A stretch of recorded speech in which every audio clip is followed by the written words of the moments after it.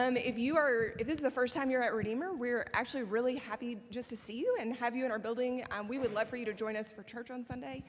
Redeemer is in our 19th year of ministry here in San Antonio. You can pick up information in the foyer about us.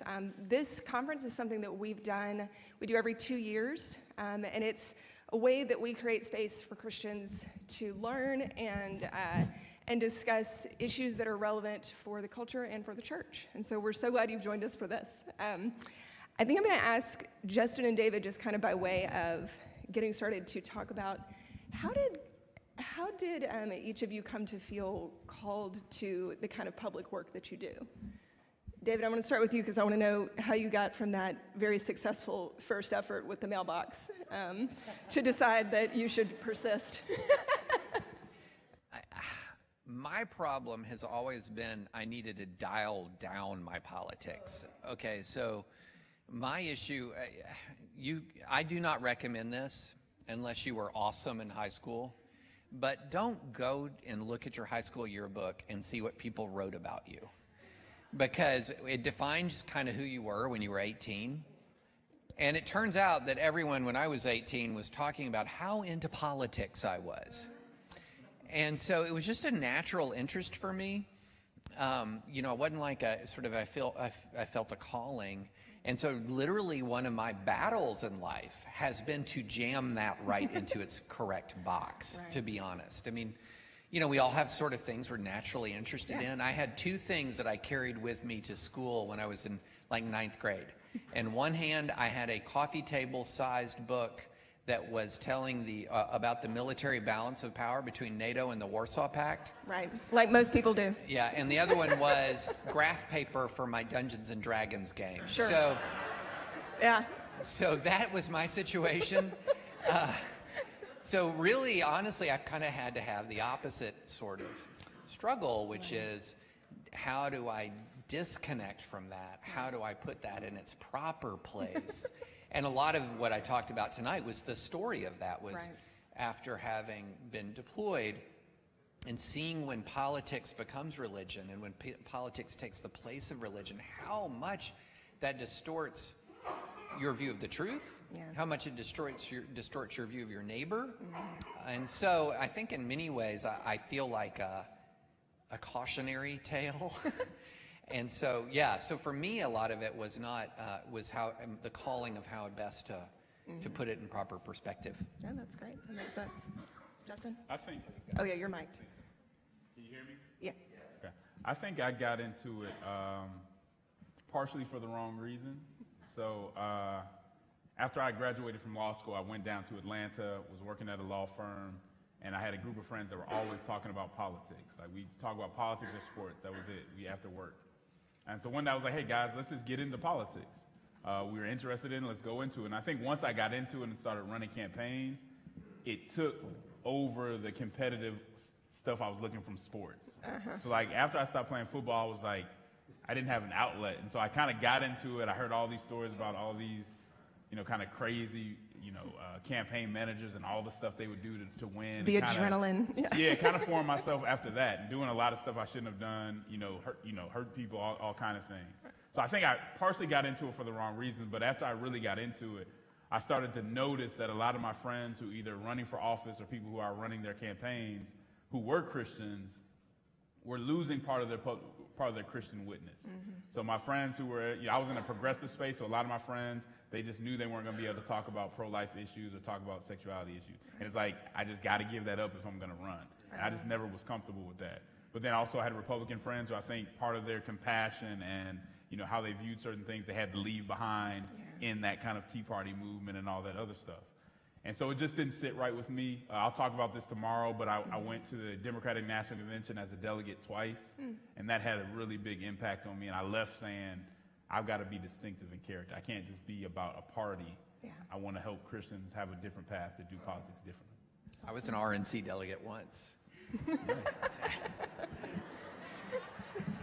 It's very accomplished up here. Thank you. Victor, I would like for you to talk a little bit about your work here at Redeemer, and that you help our church connect with the concerns of our city, with people who are working toward the good of our city, and how that work is connected to this topic. How does understanding the public square better connect to our on-the-ground mission in San Antonio? Oh yeah, you'll need your mic. Well, that's a great question. I think in the beginning, we really had to make ourselves known. And I realized and I learned that it was very important that people realize and learn that we could be trusted. Mm-hmm. And when we started showing up, for example, at public schools, we now work with 15 public schools in mostly underserved areas. And when I started showing up at some of these schools, and fairly quickly they would say, well, so who are you? What do you do? And so I'd say, well, I'm a pastor. And that was kind of scary for a lot of the schools, because for them that probably meant, okay, what do you want?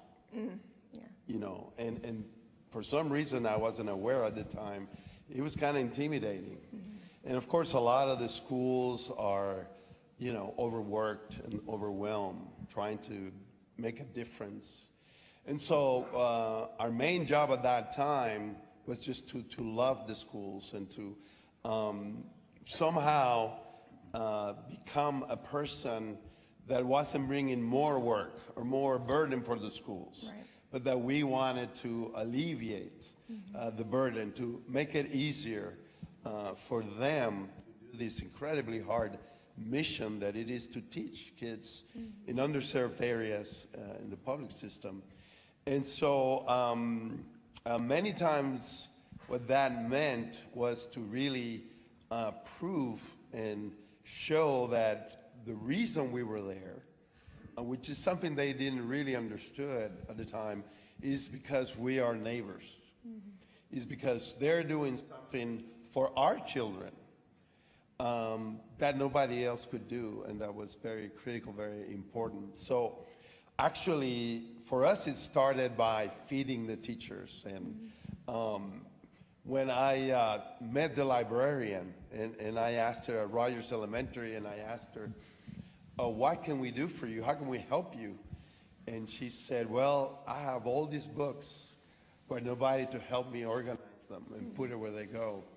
So we started taking volunteers over there to do that. And I remember when one of the math teachers at Rogers would always tell me, oh, I'm fine, I'm doing good, we're glad you're here. And then maybe the 10th time that we had shown up and worked with them, I asked the same math teacher, Mr. Hidalgo, I remember was his name, and this time he didn't say to me, oh, I'm fine, I'm doing good, we're glad you're here. He said, my brother is homeless. He's addicted to meth, and we can't find him, we don't know where he is. And he said, can you help me find him? And I said, well, we can certainly try. And so, we started checking with some of the, looking for him and some of the,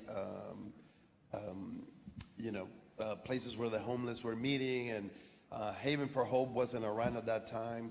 And I remember we knew some of the cops that worked the beat in bicycles. And eventually we found him.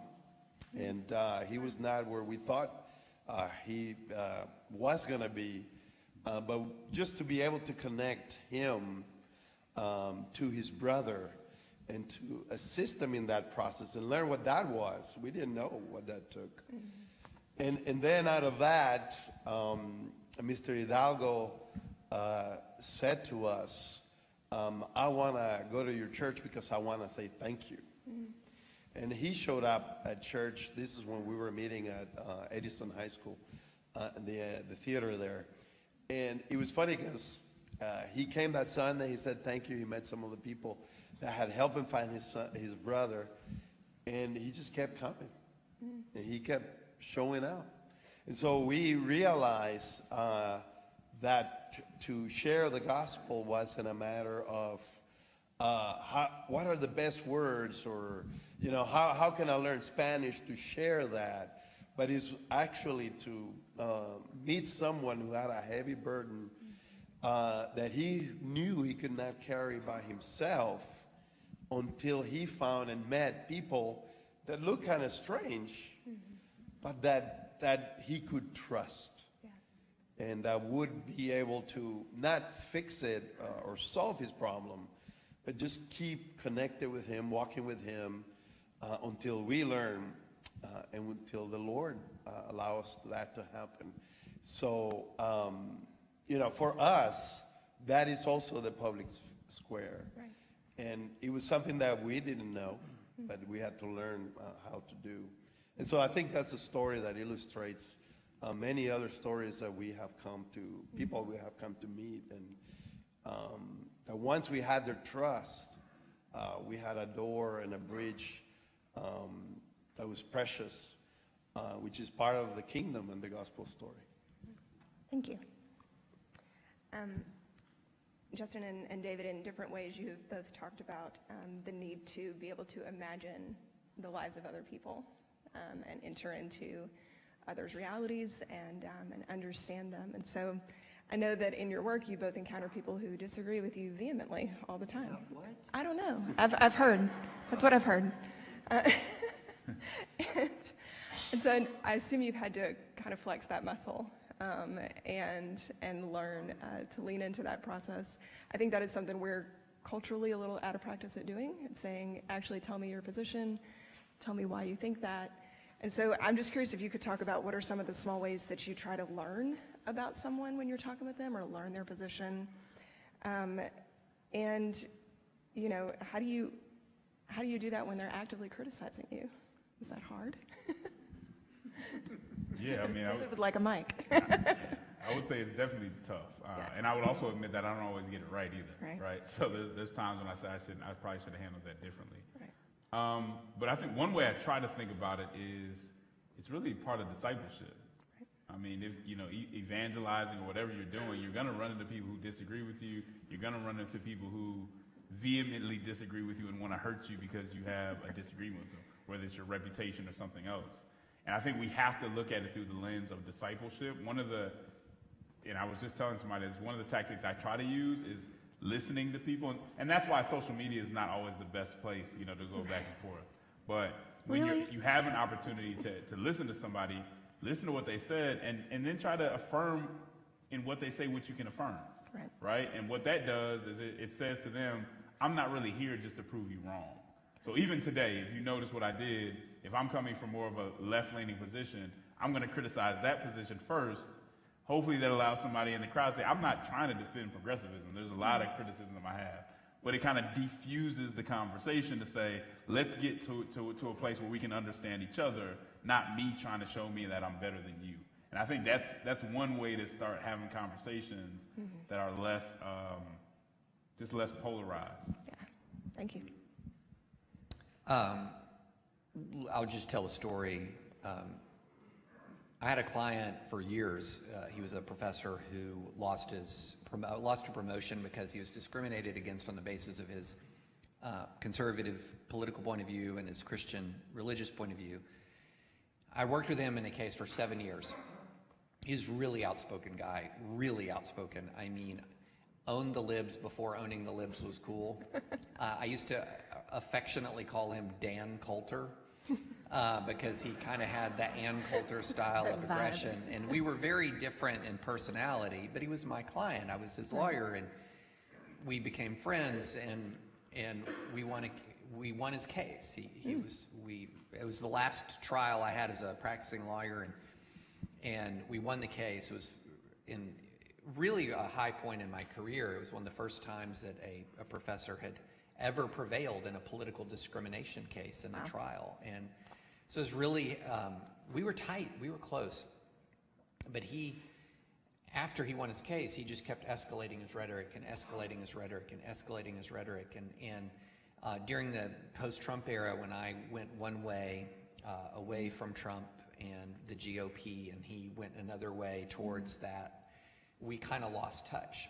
And his rhetoric kept escalating, and he was very much known as a pugilist, a warrior online. He, until one day in the beginning of the George Floyd protests, he said some stuff that crossed a lot of lines, made a lot of people on campus very, very angry, and he, rather than keep teaching and file another lawsuit, he negotiated a very generous buyout, and then he killed himself. And this is a guy I'd known for years, and if you saw him online, you would think this guy is a warrior, you know, like in the way we define Twitter warriors, and like fight, tough. And it was a shattering moment where I realized that a lot of the people who are the angriest and seemingly the most malicious are bruised reeds. Yeah. And so for me, I get a lot of incoming. Probably you guys don't, thankfully, are not on Twitter. God bless you. But if you are and you follow this stuff at all, you know that I've gotten a lot of incoming. We've had threats on our families, lives of our family. We've had people come to our house. We've had bomb threats. It's awful. My youngest daughter has had the most racist attacks directed against her imaginable. So those you just learn to protect yourself. Right. But this malice and this cruelty, what I've realized is I just cannot and will not retaliate. And it's tempting. And I'm not always the best at like the civility decency thing, even though I'm critiqued for being too civil and decent. My wife heard that and she laughed. But number one is do not retaliate. Like that's because I think it's like we're a nation of bruised reeds breaking each other. Yeah. Amen. And so do not retaliate. And then the other thing is understand that truth can come from unlikely sources. So I've heard truthful things about myself that I did not like that came from mean people. But it was still true, and I still needed to hear it. And then the other thing about it is I think that when someone has an open heart, and if there's any slight point of agreement, dive into that.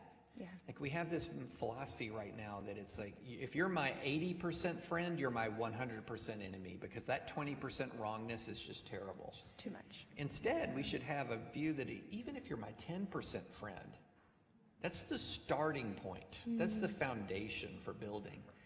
And all of those things are really hard to do in real life, especially when people are hating you constantly. And then I'm just going to go ahead and not lie to you all and not pretend in any way that I've figured out how to do this where it just doesn't bother me. It doesn't bother me. It's a lie. It bothers me. But it's actually kind of liberating to tell the truth that I'm just human. Yeah. And if somebody calls me demonic, it kind of bothers me a little bit. But those are just some general rules, because I realize even behind the most angry and ferocious and malicious facade is often somebody who's deeply wounded and hurting. No, that's very helpful. Thank you. Let's see. Okay, so we have a great question. How do we help our community see the transcendent instead of the partisan? Justin? That sounds like I'm going to pick you. That sounds like your lane. How do people see the bigger thing? Yeah, it's always good to start with the Bible. If you understand what the gospel is telling us, you know that things are going to be broken right now, and that being faithful is not getting caught up in the brokenness, but kind of transcending it, right? Seeing the ultimate victory past where you're at. But then you also. I really look at, and one of the biggest motivators for me is just looking at history and Christians who did that throughout history. So I gave the Fannie Lou Hamer example. You can look at a lot of different folks in the civil rights movement and all type of movements that we had where people were getting it worse than I ever have, right? And so they were able to see. I mean, if people can do that through slavery, Right. then I think we should be able to do it through whatever we're going through right now, and to see past the next election, because it's bigger than that. And one thing that I always say is you have to understand, we don't want to say this in sports, but there are moral victories in God's economy. And we have to really, truly believe that to do right is more important than winning. And so that's one of the main things the AND campaign say. Look, our public witness is more important than winning. Winning conflict, and I'm a political strategist, I don't go out to lose. But winning conflict, you got to be willing to choose to lose and have a better public witness, because you know where the ultimate victory is. I have a kind of a legal/cultural corollary to the golden rule that I try to apply, which is I try to fight for the rights of others that I would like to exercise myself. Yes. So if I see somebody, and you can, I mean, as a lawyer, it's kind of easy, especially if you're in civil liberties. If you're a First Amendment lawyer like I was for a long time, you'll represent a lot of people you don't agree with. But just and what I found in that experience is I represented people that I profoundly disagreed with, but if you want to bond with another human being, it's rally to their side when they're being treated unjustly. Even if you disagree with them, even if what they said you disagree with, rallying to their side when they're being treated unjustly, nobody forgets that. And I think that there is an application of that beyond the law. There are opportunities that you will see. If you look for opportunities to rally to the side of those who are being treated unjustly, regardless of their partisan position, if you look for those opportunities, then you will be shocked, A, how many you'll find, and B, the effect that it has.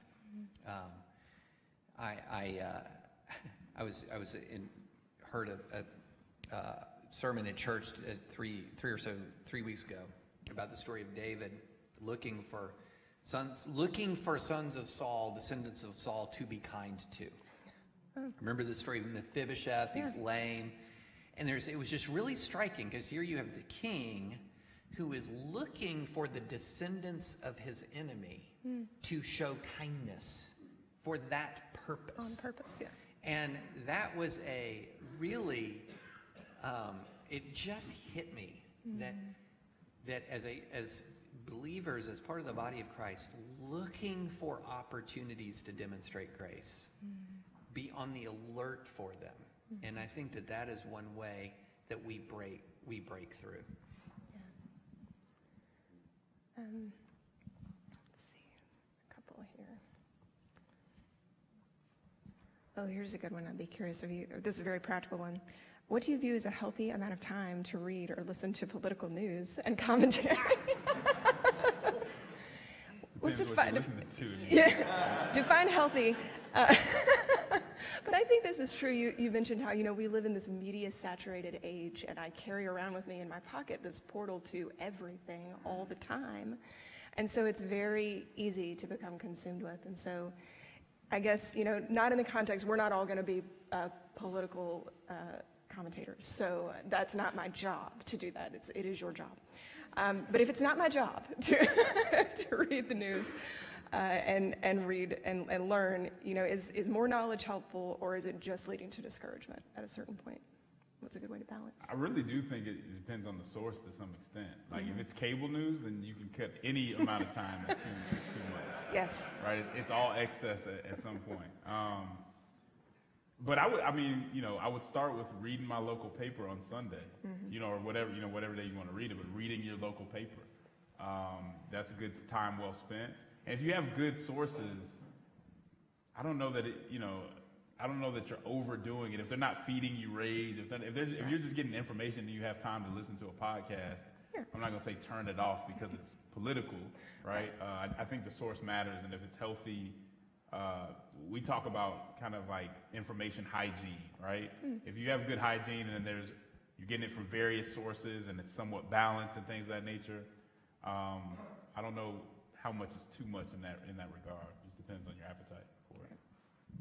I think of your economy of time first let me just say, if you're looking for good sources, thedispatch.com. Shameless plug. Fact-based reporting and analysis. But yes. I think that what we need to realize, because if you actually look at what's the population of people who are pulling America apart, it's not everybody, right? It's not everybody. It's about 14% of America, 33% on the outside if you include sort of the less intense of the most intense, but the most intense of the most intense is about 14% of America who are disproportionately well educated, disproportionately wealthy, disproportionately white, and disproportionately likely to view politics as a hobby. So they're political junkies, okay? My general rule of thumb, I think, is something along the lines of this. For all of us, we have as a general rule, we have a great deal of influence over a small number of people and not very much influence over a large number of people. Right. But a lot of us reverse our time commitment so that we spend a great deal of time thinking about things that we have very little influence over and becoming quite angry about them, thinking about them, obsessing about them, and sometimes neglecting the people whom we have an enormous amount of influence over: family, kids, spouses. And so I think of flipping your time should be where your influence lies. That doesn't mean you disengage and you don't know, but it does mean where's your priority in that fixed pie of time you have in a day. And then the other thing that I would say is quality over quantity, and there's also a strategic approach that you should take, and it's twofold. One is always try to find and read the best expression of the opposing side's point of view. Yes. Okay, so find the best expression. Steel man, don't straw man, okay? And the second one is always learn a challenging new idea from its proponent before you learn about it from its opponent. So a lot of new ideas circulate, and what we often do is we have our favorite commentators, and we'll go to them and we'll say, what does Jane Smith say about X? Well, maybe I'm going to give you a clue, a secret of the profession. Jane Smith probably just Googled it 3 hours before. She has Google. And so learn about challenging ideas from the proponent and not the opponent. And then read the opponent, read both sides so that you're getting a fair hearing of ideas that might otherwise challenge you. And what you'll often find when you take that approach is that things are far more complicated than you might think. And what complexity should induce in us humility. And then humility produces a different kind of relationship with other people. Right. Thank you. All right. Oh, Dr. Watson. Yeah, what? Snatch it whenever. Yeah, I mean, I agree with all of that. And I would add one thing too, is that sometimes we miss that a lot of the stories and the things that people talk about, whether it's the economy, immigration, there's always a human side to these issues. It's not just what the pundits are saying. And if we are forming our opinion or ideas or struggling with what do we do with this, it's also good to move away from just where that is being talked about to where that is being handled and in service. And as an example, immigration is a big issue that in this part of South Texas we talk a lot about it and we hear it about it. And I'm afraid a lot of us hear about it from cable news or certain voices. But it's a very different thing to know that there's a human side to these stories. And we have people in our church like Chrissy Fitch, Jim Ritchie, Vicente Jaime that are leading our church and going to the bus station where all of a sudden this is not just an opinion or something you read about, but you're meeting people that are coming this way. And when you hear the story of the Good Samaritan, they are our neighbor. And so a lot of them are believers, and we're there to help them or to encourage their faith, but they're telling us, we want to pray for you. A lot of them are believers, and you realize that what's happening right there is actually the gears of our government at work, imperfectly through seasons, but being there, all of a sudden it changes what you think an opinion is about what before was just a political position. And I think that's always important to also do. Thank you. Okay, I'm pushing the limits of our time, but I'm going to ask one more. So someone says, thanks for your encouragement. This is such a sweet note. When you are discouraged, who do you read or consult or listen to? When I'm discouraged, like I said, I like listening to music, so I'll listen to some of my favorite gospel singers, whether it be Mahalia Jackson or something like that. I think, again, especially when I think of my elders and all that they've been through, it makes what I'm going through seem smaller. And so that's one thing that's encouraging to me, to say if they can keep going, then I can keep going through this, because that was much worse. Yeah. Amen. Music is important for me. I don't have a musical bone in my body. I mean, I grew up in the a cappella churches of Christ, where you're supposed to be able to like sing in 4-part harmony, and I don't know. I'm a monotone, but I appreciate. It's an important part.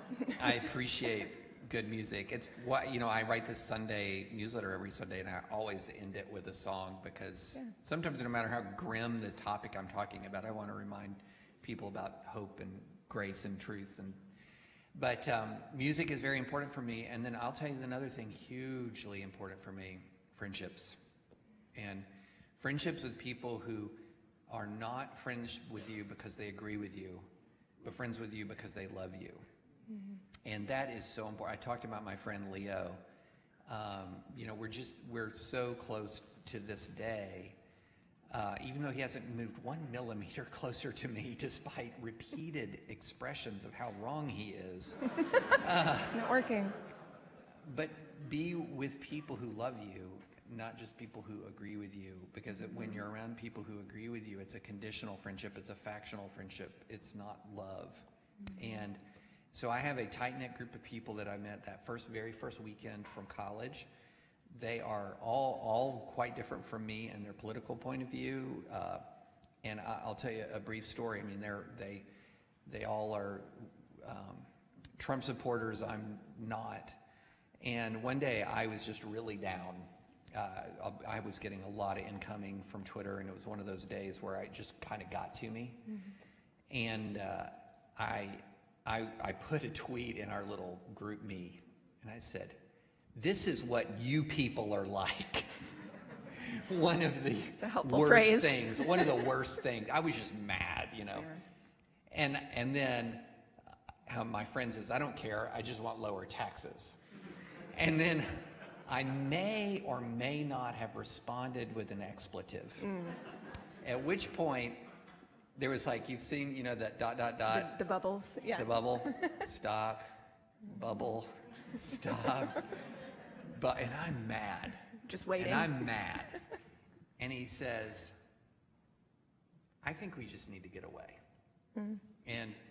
And we turned that moment where I was really kind of at the end of my rope, as far as just I'd had it.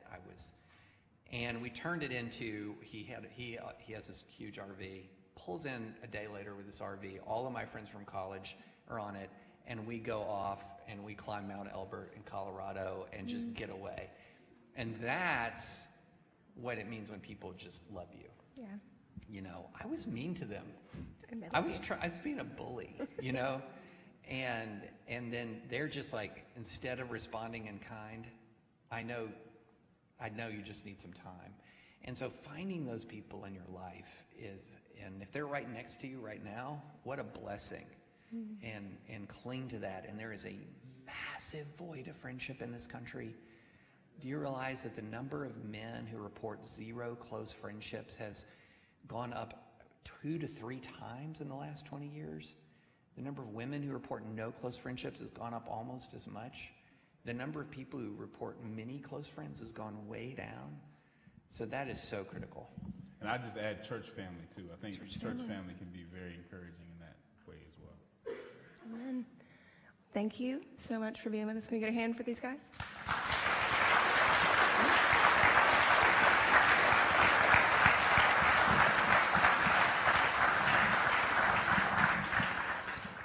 We're going to be here at 8:30 in the morning for, it says here, coffee and pastries. I call it pan dulce.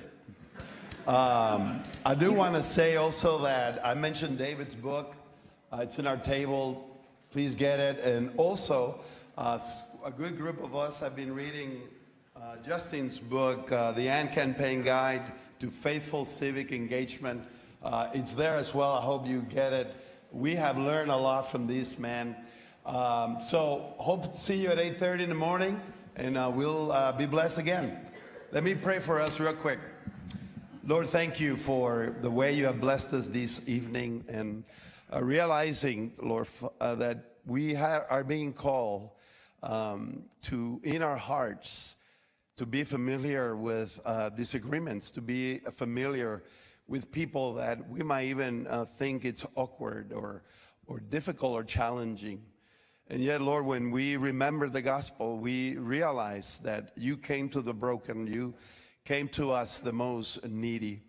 And Father, I pray that the things that we heard this evening that were challenging, things that we should hold on to and think and reflect further, that we would not allow just time or whatever is next to just take that away from us, but that we would guard these things in our hearts, and that we would continue bringing them before you, before one another, that your name, that your kingdom, your gospel would be glorified in this city and across this nation. And we thank you, for we praise in the name of our Lord Jesus Christ, our King. Amen and amen. Thank you.